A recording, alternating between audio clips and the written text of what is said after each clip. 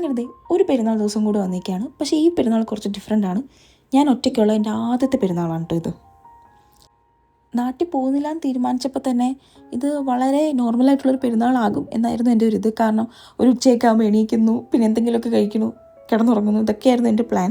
പക്ഷേ ഇന്നലെ രാത്രി ഇരുന്ന് ആലോചിച്ചപ്പോൾ ഇതങ്ങനെ നോർമലായിട്ട് പോവണ്ട.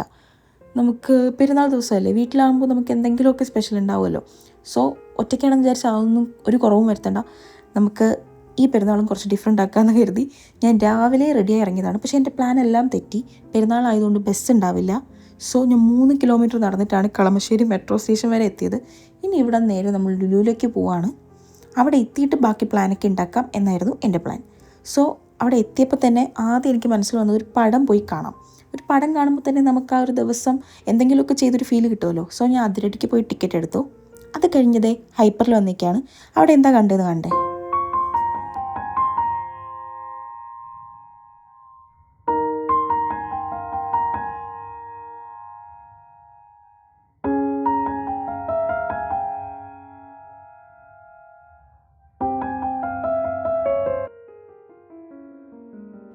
പണ്ട് ആ മൂവി കാണുമ്പോൾ തൊട്ടേയുള്ള ആഗ്രഹമാണ് ഇത് എവിടെന്നെങ്കിലും ഒന്ന് കഴിക്കാൻ കിട്ടണമെന്ന്. അപ്പോഴാണ് ദേ ലുലുവിൽ ഇരിക്കുന്നത് കണ്ടത്.